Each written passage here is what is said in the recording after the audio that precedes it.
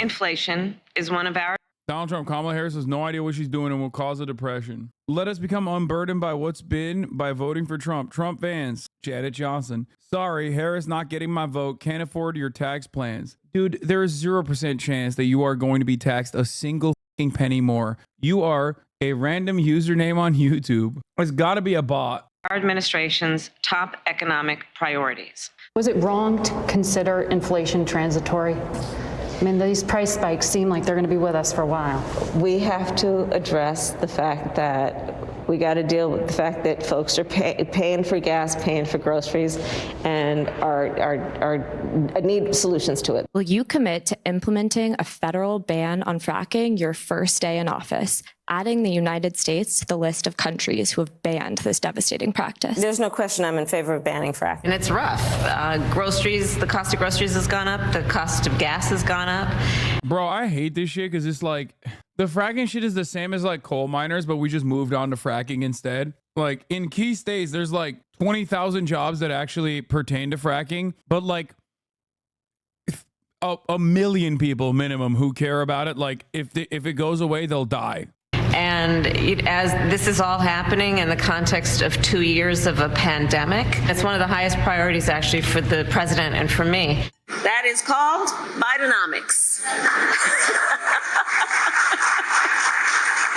That is called Bidenomics, and we are very proud of Bidenomics. All right, we continue she's very proud of Bidenomics.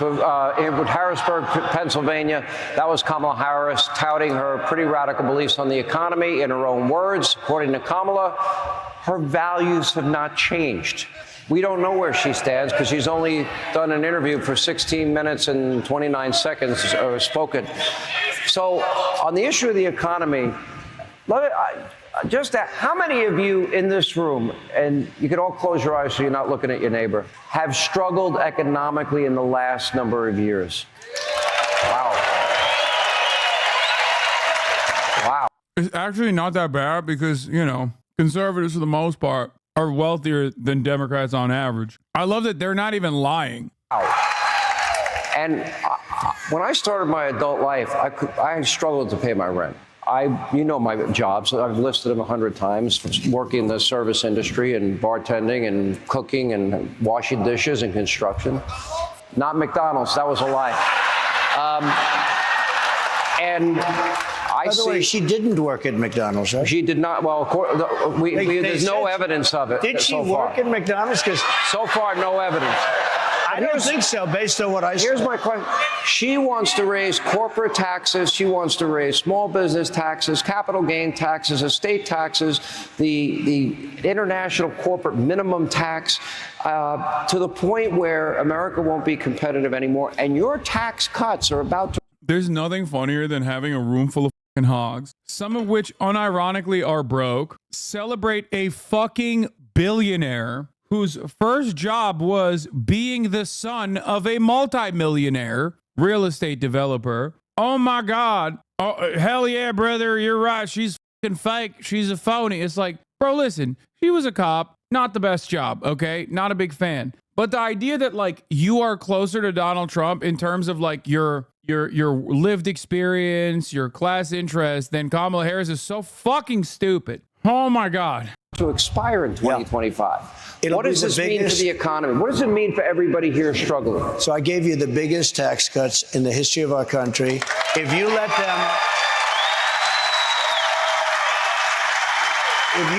the Trump tax cuts expire, which she wants to do, she wants to terminate them. If you do that, you will suffer the biggest tax increase in history. There's never been a tax increase like it.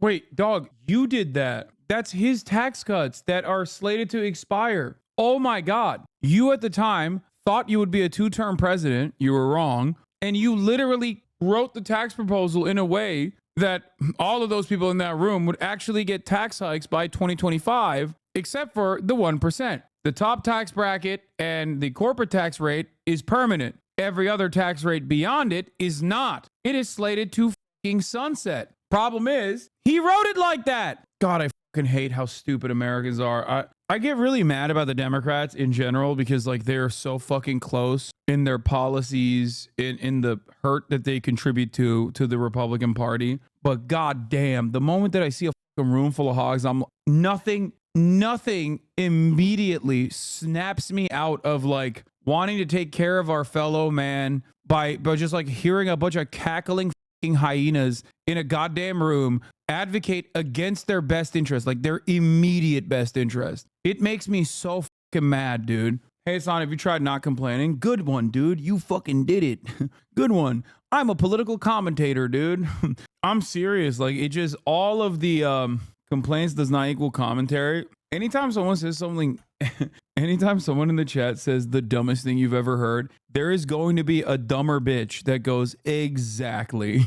That guy is right. No matter what. Very, very frustrating stuff to see like a bunch of modern American fascists just sitting around in a room and being like, hell yeah, Mr. President, I don't want my taxes to be increases. Like, it did. Okay, it did.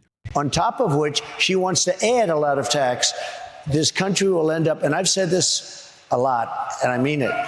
This country will end up in a depression if she becomes president, like 1929. This will be a 1929 depression. She has no idea what the hell she's doing. What if unrealized capital gains taxes were implemented? What would she that wants do? to do that. This is where you have something, you don't even know what the value is. I tell you what, if that's going to happen, go out and open an appraisal company because you're going to make a fortune. That's about the only group that's going to make it, and accountants. It is the craziest idea. And remember this, very rich people and big international corporations, they don't have to stay in the United States.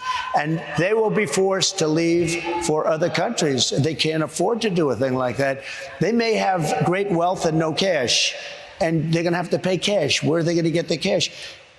If they do that, the unrealized capital gain, it's been talked about for a few years by ultra-left Marxists only. Like her father's a Marxist. Her father's a Marxist teacher of economics. Can you believe this? But if that happened, this country, and I think forgetting about that particular, she's got a lot of things that are just as bad.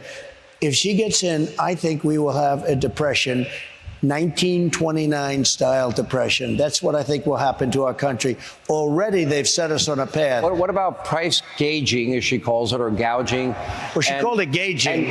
And what if they implement that and then price controls? Yeah. That's been tried in many times. The former Soviet Union, Venezuela, even in this country in the 70s, it was a disaster. Yeah. Every time it's been tried, no matter over hundreds of years, not just over hundreds of years, price controls, you end up with no product, you end up with massive inflation, and you end up with the destruction of a country. How does this impact? How do high interest rates impact? How does inflation?